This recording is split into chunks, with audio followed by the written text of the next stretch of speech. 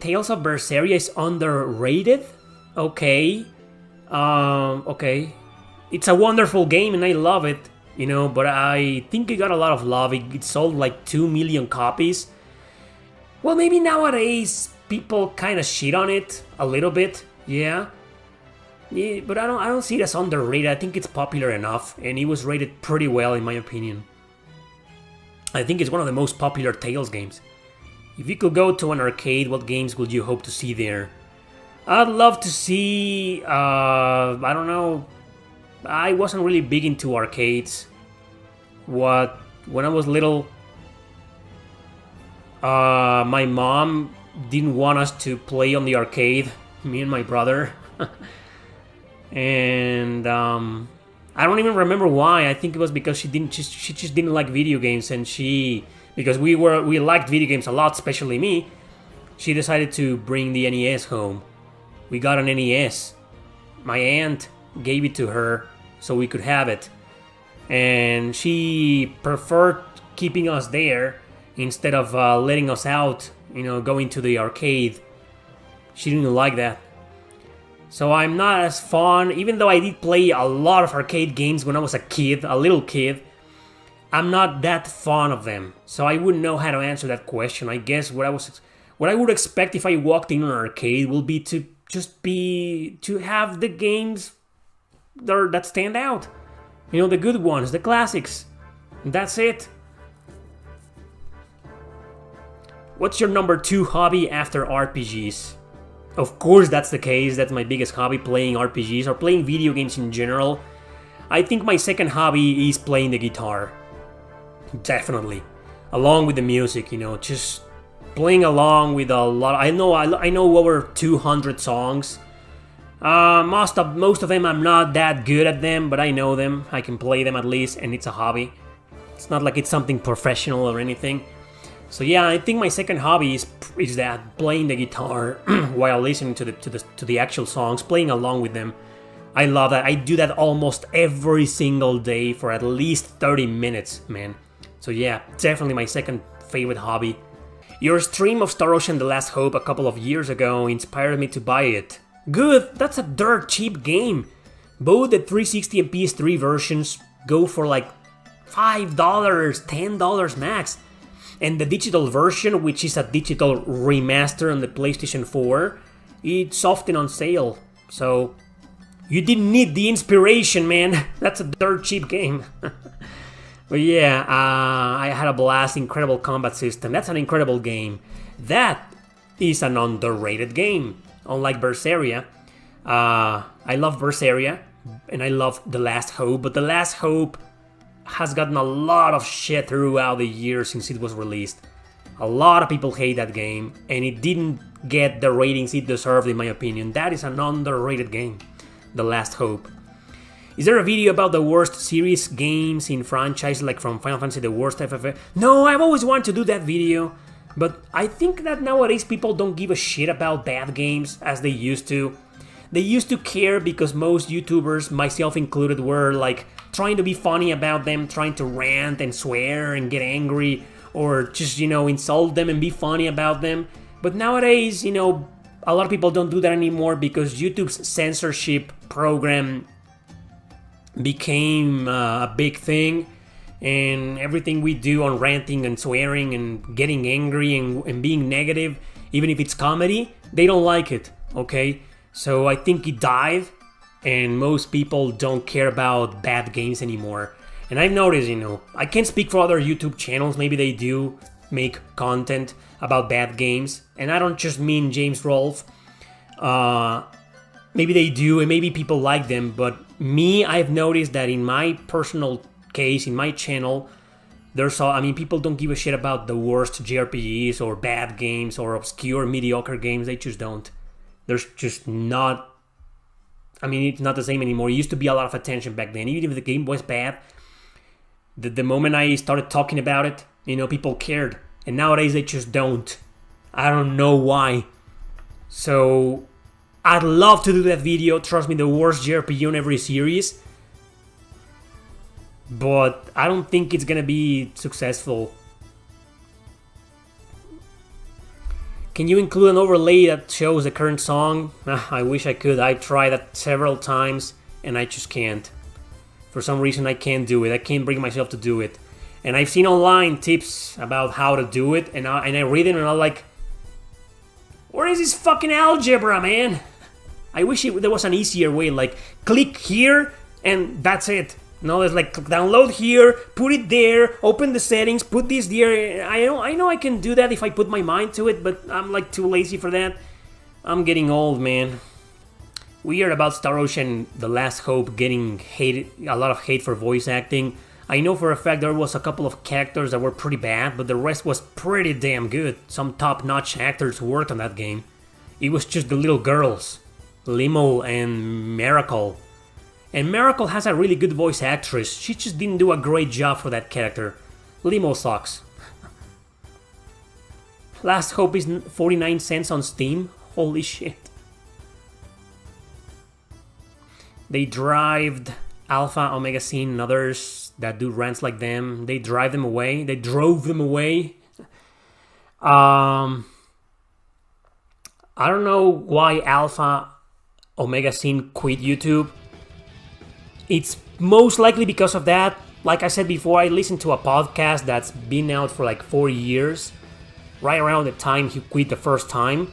And I couldn't find the podcast. A fan asked me to send him the link, and I couldn't find it anymore for some reason. I don't know why.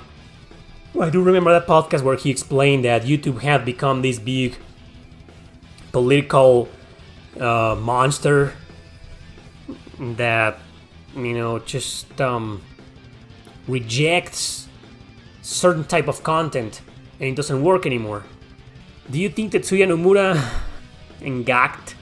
Banged? What?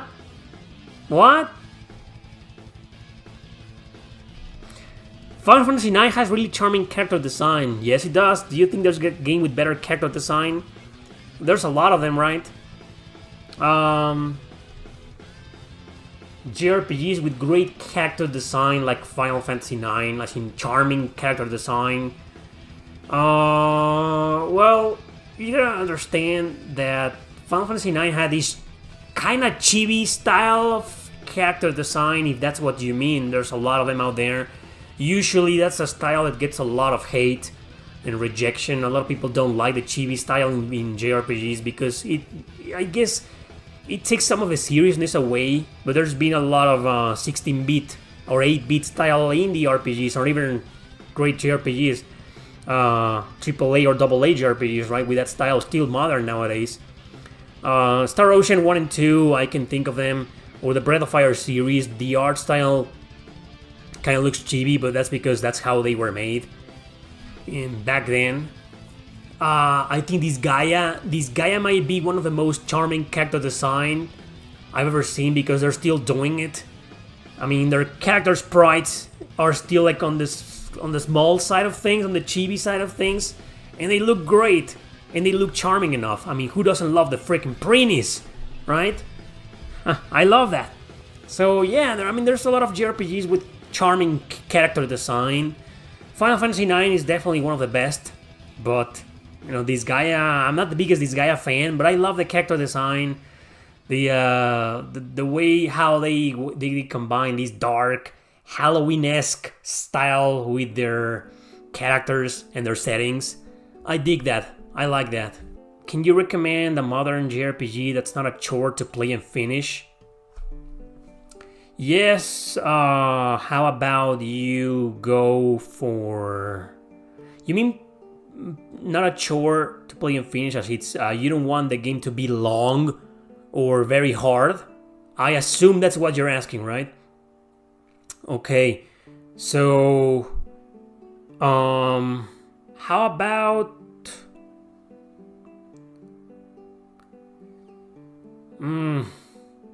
How about... Well, there's a lot of JRPGs that are modern, and it's honestly up to you if you want to make them long.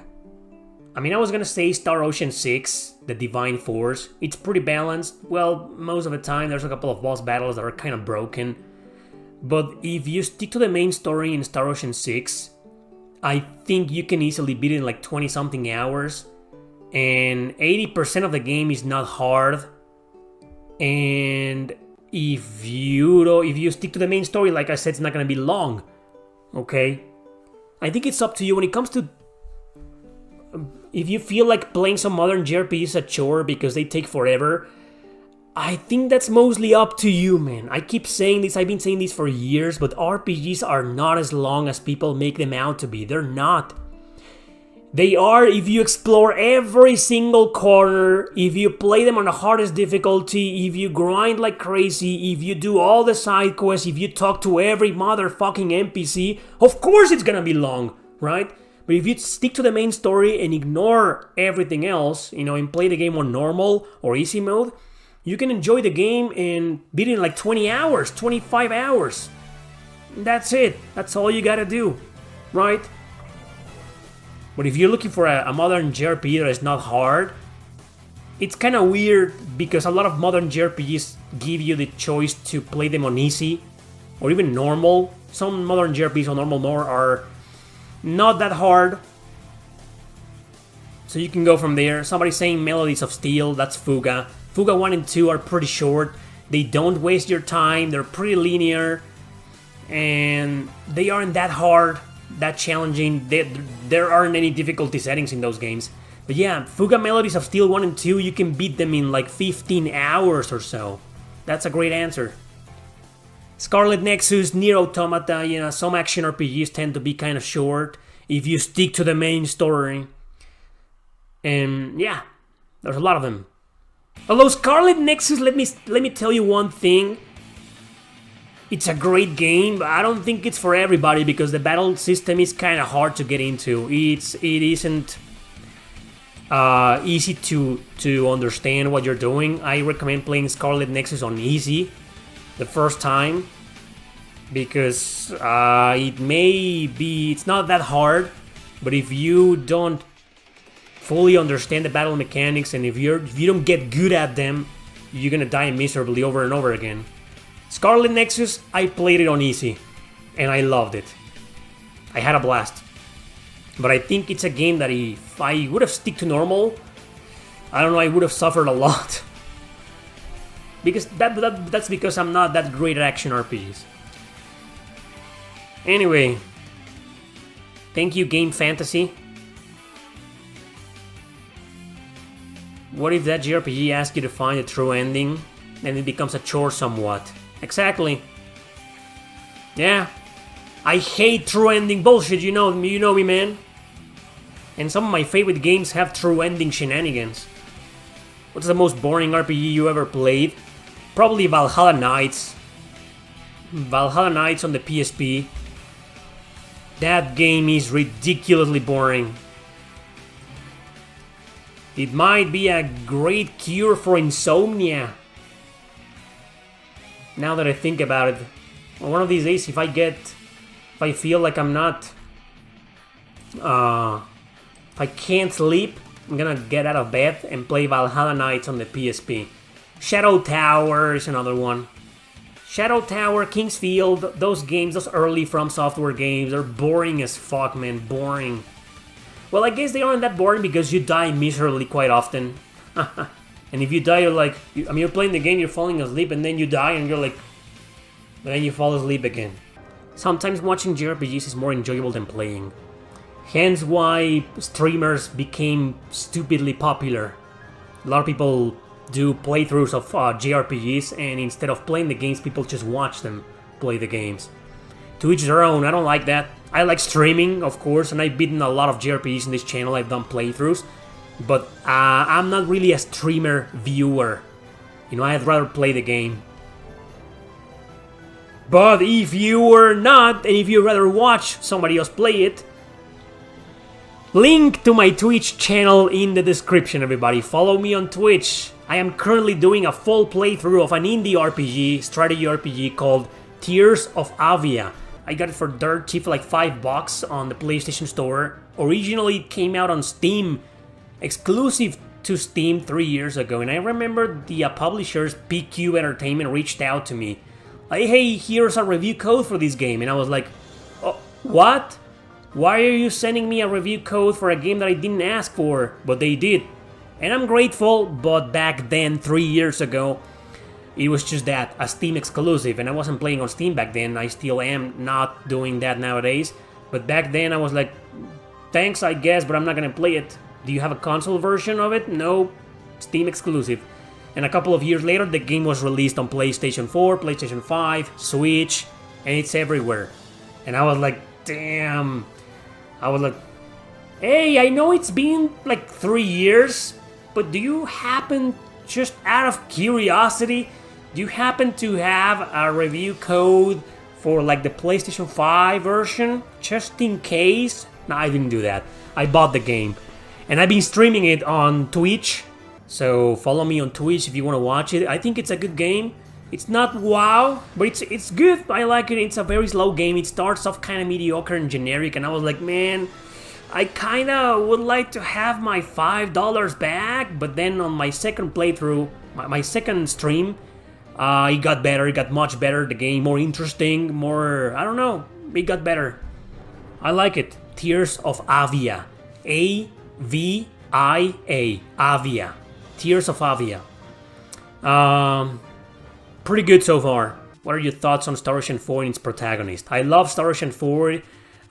In some things, it's my favorite Star Ocean game. Although, let's face it, I think this remake of the second story has become my favorite. But I love Star Ocean 4 and its protagonist is great. He goes through a really interesting development. That plot twist halfway through the game, a lot of people hated it. I loved it. I thought it was like, man, what would you do? What would you do if you were in Edge's shoes? His name is Edge Maverick, the main character. What would you do in his shoes if what happened to him happened to you? And I thought it was kind of exaggerated and people hated that, but I loved that reaction out of him, you know. He was very humane. I think he's a great character. Probably one of the best protagonists across the series, in my opinion. I mean, it's definitely better than... What's the name of the first guy? The first guy on the first Star Ocean. He's cool, I guess, but he's kind of generic. The generic JRPG protagonist trope. And then there's Claude. Claude has more personality. He's kind of funnier and cooler. But it's not... Claude is not like one of the best JRPG protagonists ever. No. Roddick, thanks, that's the guy from Star Ocean 1. He's not a great protagonist, but he's just kind of there. Claude is a great character, but I don't know. He doesn't get... He gets some development, but I think Edge gets more development. And then there's Fate. Fate on Star Ocean 3, I have like mixed feelings about it. Like sometimes I like the guy, sometimes I don't. I don't know, there was something about Fate that seemed... kind of like, I don't know. And then let's not talk about the guy from Star Ocean 5 who doesn't exist. Well, never mind, I guess he exists. He's just there, he exists in Star Ocean 5. And Raymond, I think Raymond is a more mature character from Star Ocean 6. He might be my favorite Star Ocean protagonist, male protagonist. Because of the fact that he's a little bit more mature. He's not a 17-year-old kid trying to save the world, and you know, and I like that. He's the captain of a merchant ship. How unusual is that for a main character? Right? He doesn't come from a peaceful village that got destroyed, and he and his childhood love interest escape and then end up fighting God. And I mean, Raymond is a fucking captain of a merchant ship. He's a businessman. The protagonist of Star Ocean 6 is a businessman. I love that. I was like, wow, I mean, that's great. Still, he ends up in the planet, and he ends up saving the world with the power of friendship and whatnot. But, I mean, I like that. And his personality, I mean, he's cool. He's like Claude from Star Ocean, the second story. He comes from the future, and he is already someone with a job, a real job. And I like that. I think Raymond is my favorite Star Ocean male protagonist. Edge is definitely a close second. Thanks for the question, man. I turned it into a topic about the best Russian male protagonist. Does it make you feel old to play these JRPGs that have characters in their early 20s or teens? Not yet, because I've gotten used to it. I should, though. I should feel old, like, oh my god, I'm 38, and almost every single JRPG in existence has an 18-year-old protagonist. But I don't yet. Maybe when I get to my 40s or 50s, I'll feel old, and I'm gonna be like, I can't relate anymore, goodbye. I don't know. I hope that never happens. But right now, I don't feel old.